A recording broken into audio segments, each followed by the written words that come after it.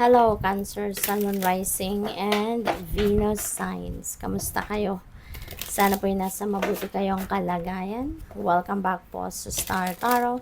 At kung bago kayo rito, welcome din po kayo. Please subscribe, like, share my videos, and leave me a comment kung nakaresonate po kayo. Thank you. Tignan natin ang mga messages ni Cancer. We have Page of Wands. Wow. Napakaganda kasi you are going to be very excited about kung ano man itong paparating na mga impormasyon, mensahe, 'di ba? You will be inspired, no? By this information na mga dadating sa iyo. Ano man itong mga mababalitaan mo, talagang mapapatayo ka sa saya, mapapatayo ka sa excitement, no? About these things. Pwedeng ano yan pwedeng merong opportunity na dadating o pwedeng meron ditong oportunidad na paparating sa buhay mo na po pwedeng mabibigyan ka ng pagkakataon na talagang maging ikaw ito. You will be able to experience, diba? Or express yourself dito, no? Kung ano yung, kasi baka yung mga talent mo, gifts mo, yung mga creative prowess mo, yan, pwedeng magamit mo na rito. Kaya sobrang excited ka about this, no? O pwedeng ano yan, baka may mga opportunity dito na po pwedeng related sa magiging trabaho ninyo, 'di ba? Po pwedeng may mga hobbies kayo dito that can turn into your money path, 'di ba? Pwedeng ganon. So congrats. Three of Swords, Cancer. Some of you meron ditong nare-remind na naman kayo, no? Na-stress na naman kayo kasi naaalala ninyo yung nakaraan. You were hurt before, you were hurt.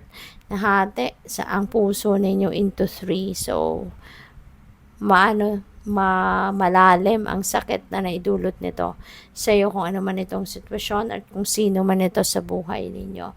But, all this time, maybe you've been trying to heal kasi may mga tahi-tahi na yung puso. You were trying hard, 'di ba? Para mas mag-improve sana yung inyong pakiramdam. Pero ito na naman, 'di ba? You are reminded, no? Parang ipinaalala na naman sa iyo ng sitwasyon or ng tao, baka may nakita kayo, nakausap kayo, 'di ba? Or merong lugar na napuntahan kayo, 'di ba, na nakapagpaalala na naman sa inyo ng sakit na naidulot ng kung sino man sa inyo in the past. Kasi tapos na to nangyari na tong pananakit sa iyong damdamin ng kung sino man. Pero ngayon, ito parang na bibwisit ka na naman, naiinis ka na naman, apektado ka na naman because of something that have reminded you of what happened, no? Dito kung bakit kayo nagkaroon ng heartbreak, 'di ba? But yeah, it's a process talaga. Healing is a process. But don't lose hope kasi eventually you will be healed. Kasi wala namang forever, 'di ba? Lahat naman nagbabago. Lahat nag-i-improve, In God's perfect time, mararanasan mo din 'yan. Ten of Pentacles, beautiful. At least pagdating sa inyong pamilya, masaya kayo, 'di ba? Masaya kayo kasi nga there is also contentment, fulfillment, satisfaction dito. Masaya na lalo-lalo na pagdating sa kaperahang aspeto. You are living comfortably siguro, no? Cancer. Napoprovide mo ang mga pangangailangan ng pamilya mo, or kung hindi man, siguro malaki ang naitutulong mo sa pagpo-provide ng financial needs, no, sa iyong pamilya. Kaya masaya ang pamilya, masaya ang samahan ng bawat isa kasi yung needs ninyo at ang wants ninyo ay maaaring nandiyan na, nai-enjoy nyo na. So this is also about financial future, financial security and stability, no, for the long term. Hindi lang ito pang saglit lang or pang few weeks lang or few months, but this is for the long term. Kaya masasabi ninyo na kahit kailan ninyo kailangan ng pera, meron na kayong mahuhugot or meron kayong mapagkukuhanan So we also have the bliss is worth creating from. So maybe ang iba sa inyo sa ngayon, you are creating something new or you are doing something new in your life na alam ninyong ito yung makakapagpa-excite sa inyo. Ito yung makakapagpasaya ng soul ninyo. Ito yung magpapasaya sa iyo in general, no? At nasa taas niya si Page of Wands. Kaya feeling ko, this is related, no? Kung ano man ang opportunity na to na paparating sa iyo. This could be something, kaya excited na excited ka, masayang masaya, feeling ecstatic ka.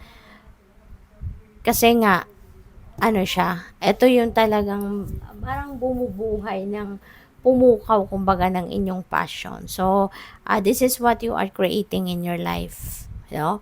Siguro pa pwedeng ano yan, pa pwedeng negosyo yan, di ba? Na finally, you will be able to make money out of your hobbies or out of your artistic ability, di ba? So, maaring related yan dyan. So, good luck sa'yo.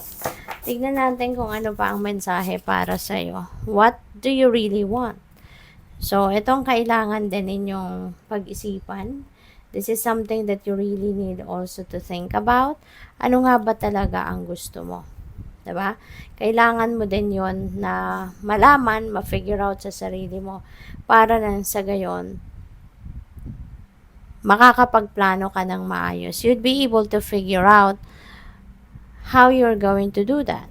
'Di ba? Kasi kung alam mo kung ano yung gusto mo, mabilis ang pagpaplano, makakapag-isip ka kaagad ng anong gagawin mo, anong uunahin mo. 'Di ba?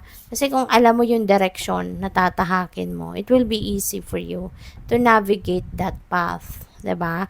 Whereas kung fragmented ka, kung hindi mo alam ang direction sa buhay mo, hindi mo alam kung ano ang gusto mo, ay talagang mahihirapan ka, 'di ba? So, what else? Inflow with money. Wow. So, napakaganda rin ito. Kaya talaga kayo makakapag-ipon, makakapag-establish ng inyong financial stability kasi you are in flow with money. No? May mga financial opportunity siguro dadating that is going to give you a chance na talaga makapag-ipon. 'Di ba? Or ma-enjoy ninyo yung mga bagay-bagay na gusto ninyong ma-enjoy kasi meron na kayong pera. This could be